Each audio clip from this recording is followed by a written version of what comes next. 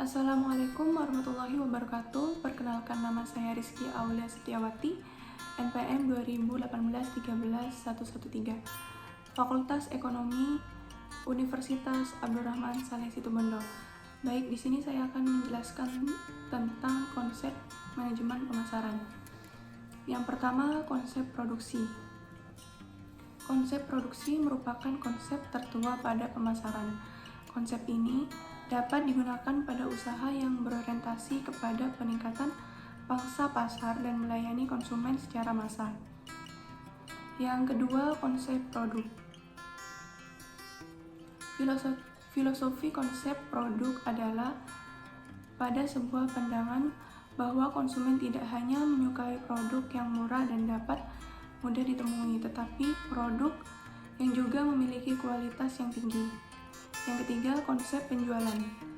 Manajemen perusahaan yang berorientasi pada penjualan harus mempromosikan produknya secara agresif. Yang keempat, konsep pemasaran.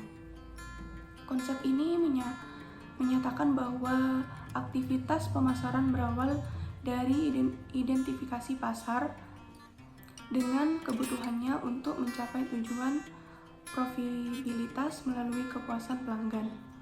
Yang kelima, konsep pemasaran kemasyarakatan atau holistik. Inti dari konsep ini yaitu memasarkan produk kepada konsumen dengan menunjukkan kontribusi kepada kesejahteraan masyarakat. Adapun beberapa konsep inti pemasaran dapat dijelaskan sebagai berikut. Yang pertama, segmentasi dan pasar sasaran. Segmentasi merupakan proses untuk memilah dan mengelompokkan konsumen yang berdasarkan pada perbedaan demografi, psikografi, dan perilaku di antara pembeli. Kemudian, atas dasar pembedaan tersebut, perusahaan akan memilih segmen mana yang akan dimasuki dan yang akan memberikan peluang paling besar untuk mendapatkan keuntungan. Penempatan ini dinamakan penentuan pasar sasaran. Kedua, pemasar. Dalam pemasaran, peran pemasar sangat penting karena sebagus apapun produk yang dihasilkan namun tidak bisa ditawarkan kepada pembeli, maka produk tersebut tidak memiliki nilai. Istilah pemasar disamakan dengan penjual atau produsen. Untuk yang ketiga, kebutuhan, keinginan, dan permintaan. Kebutuhan ketika diarahkan kepada objek khusus sebagai pemenuhnya, maka akan menjadi keinginan. Pemasar tidak menciptakan kebutuhan, tetapi pemasar muncul setelah adanya kebutuhan. Pemasar ini menggerakkan keinginan pembeli untuk memenuhi kebutuhannya, sehingga yang didukung oleh kemampuan daya beli dan kemampuan untuk menggunakan daya beli tersebut akan memunculkan permintaan. Untuk yang keempat, produk. Produk adalah setiap tawaran yang dapat memuaskan kebutuhan dan keinginan manusia. Produk adalah keseluruhan yang ditawarkan pemasar kepada pembeli meliputi merek, desain kemasan, layanan, dan manfaat. Untuk yang kelima, nilai dan kepuasan pelanggan. Nilai bagi konsumen adalah rasio antara apa yang diperolehkan konsumen dengan apa yang diberikan. Kepuasan adalah sesuatu kondisi di mana kinerja produk sama atau melebihi harapan konsumen. Jika perusahaan memiliki konsumen yang loyal, maka perusahaan sudah mampu menunjukkan kinerja yang baik. Dalam jangka panjang akan terwujud hubungan yang baik pula dengan pelanggan.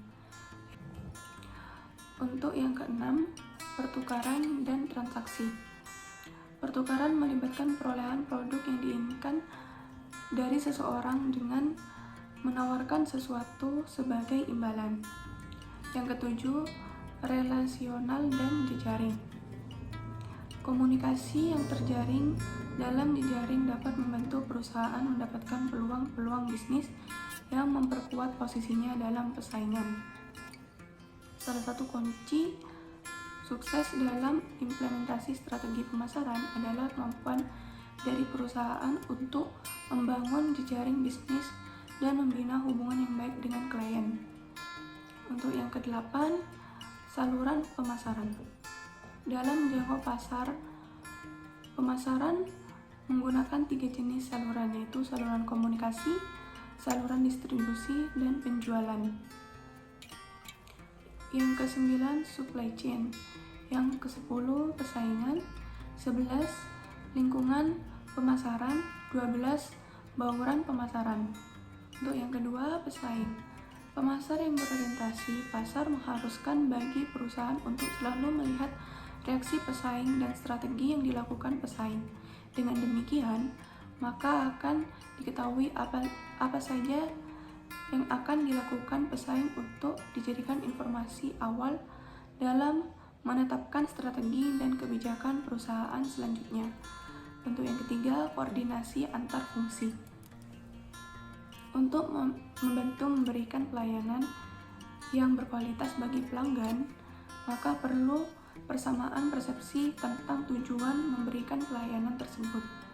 Masing-masing bagian dalam perusahaan harus mengembangkan komunikasi yang efektif, mencari solusi atas masalah yang timbul, dan mencari alternatif pemecahan masalah secara bersama-sama. Baik, itu saja yang dapat saya jelaskan dalam konsep manajemen pemasaran. Kurang lebihnya mohon maaf. Wassalamualaikum warahmatullahi wabarakatuh.